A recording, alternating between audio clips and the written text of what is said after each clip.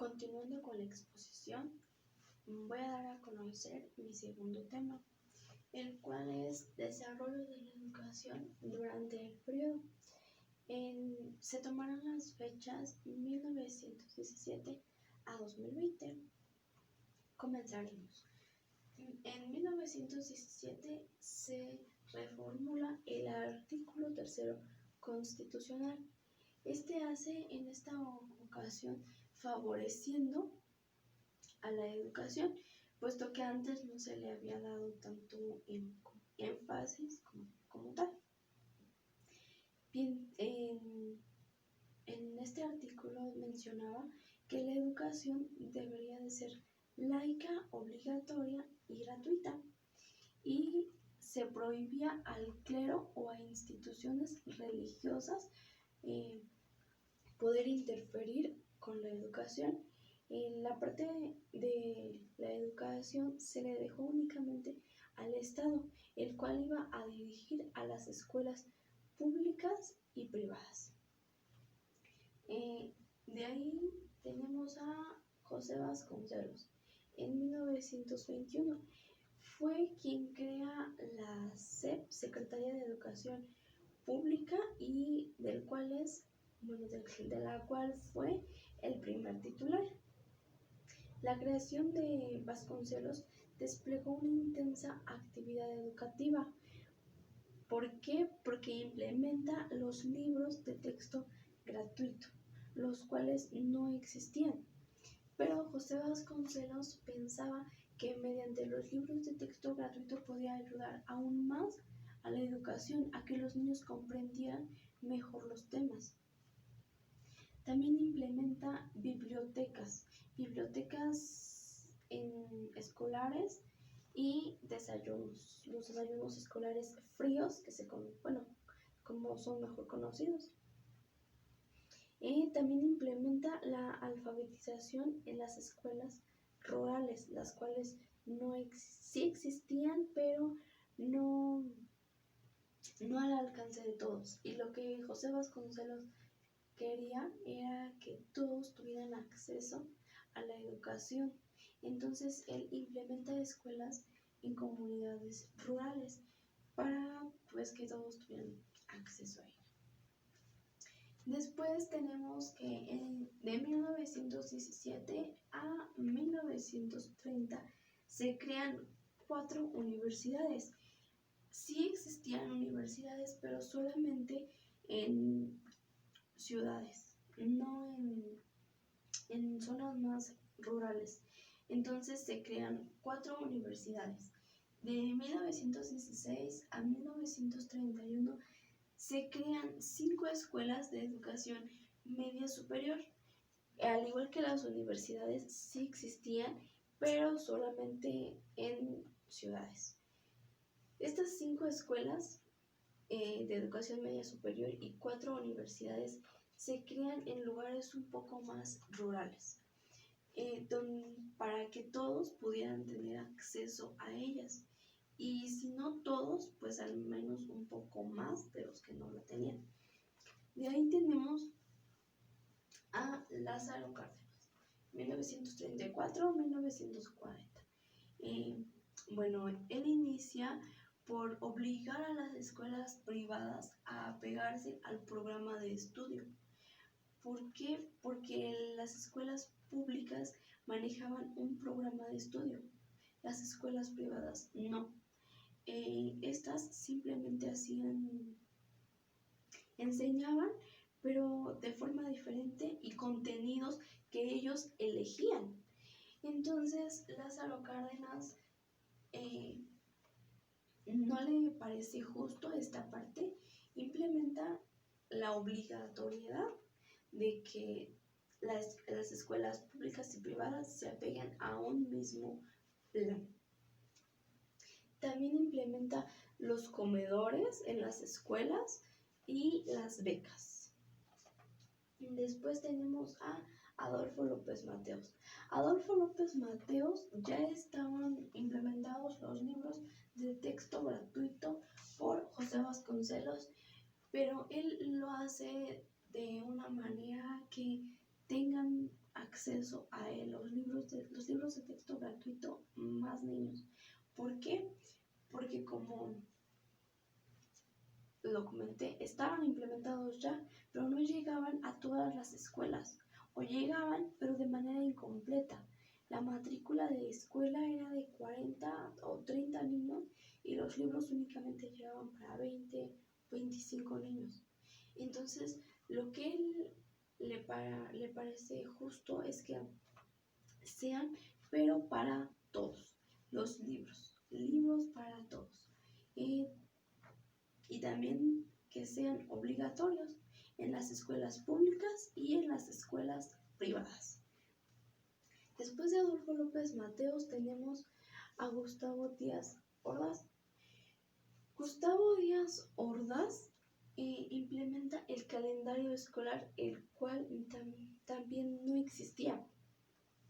También él implementa que todas las escuelas se rijan por un mismo plan, porque al igual que los libros ya estaban implementados, ya estaba implementado que las escuelas se apegaran a un mismo plan, no todos lo hacían.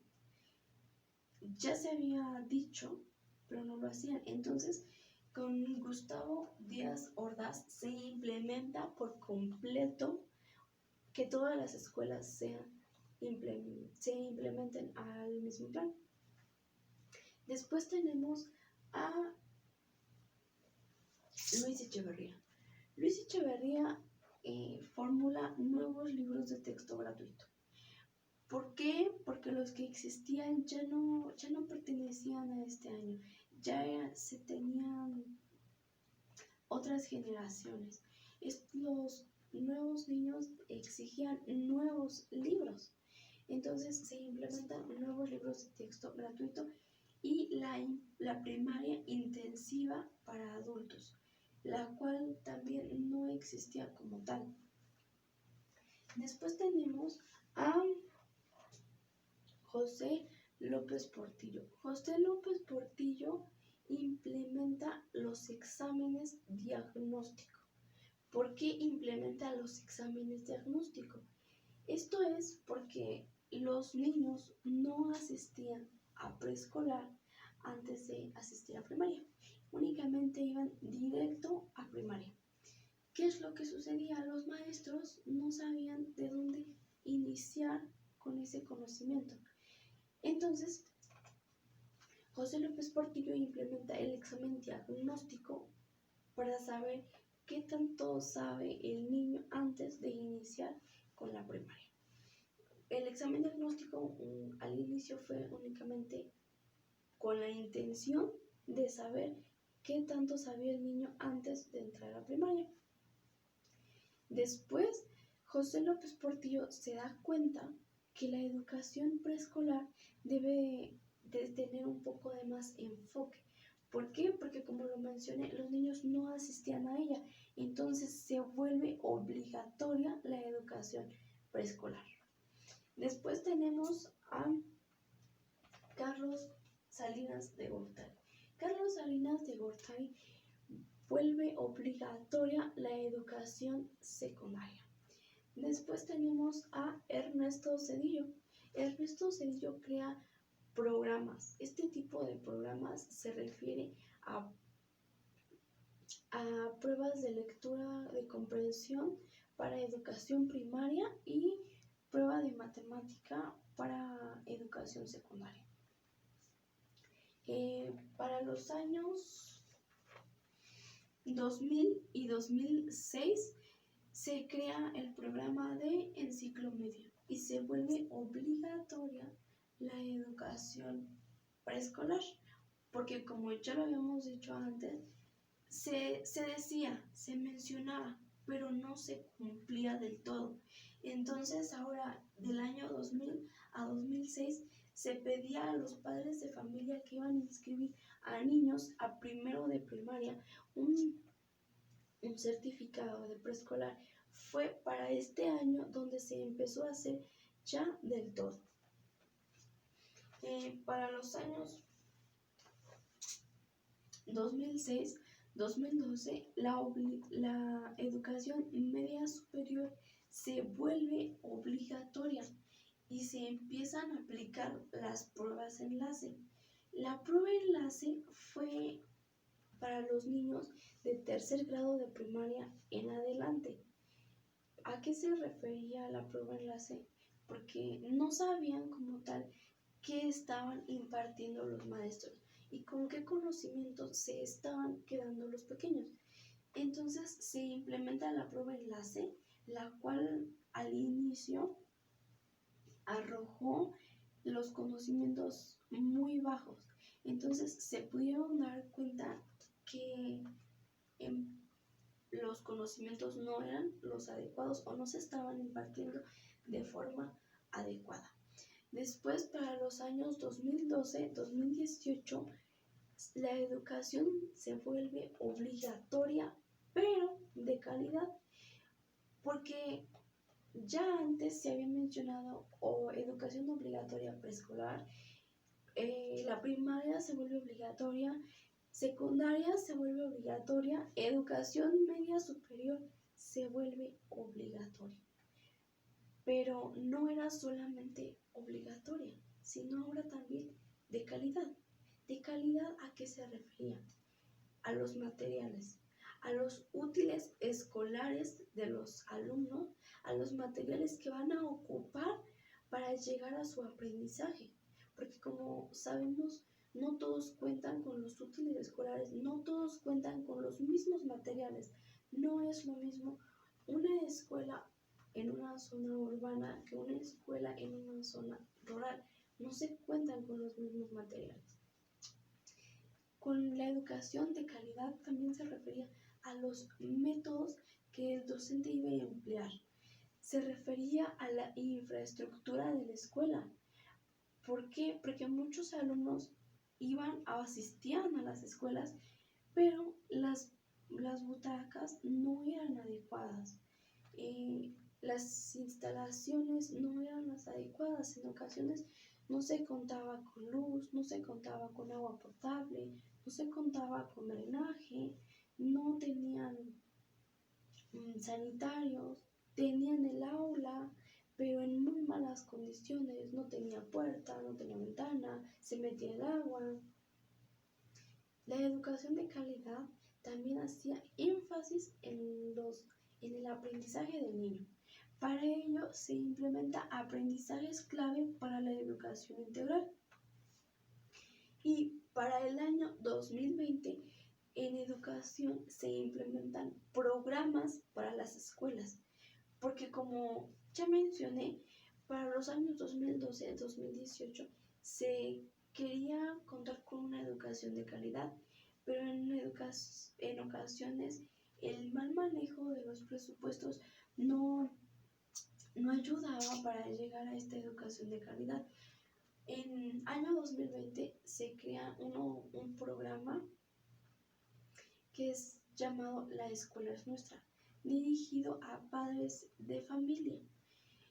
Los padres de familia reciben cierta cantidad de dinero, la cual ellos van a emplear de acuerdo a la necesidad de la escuela.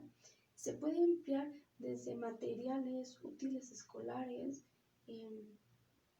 equipos para el aula, por ejemplo, computadoras, equipo de sonido, televisores, colocar internet, techumbres, construcción de aulas, construcción de aulas de medio, construcción de sanitarios y demás. Bueno, esto ya va a ser de acuerdo a las necesidades de cada escuela. Este tipo de programas va dirigido a escuelas rurales. ¿Por qué? Porque son las que menos cuentan con infraestructura o materiales adecuados para llevar a cabo la educación, porque en ocasiones el alumno tiene la intención de aprender, el docente tiene la capacidad de enseñar, pero no se cuenta con los materiales necesarios, no se cuenta con la institución adecuada. Se hizo mención y recuento de los hechos más importantes que sucedieron a lo largo de las fechas 1917-2020. Espero hayan comprendido mi tema y espero tercero. Gracias.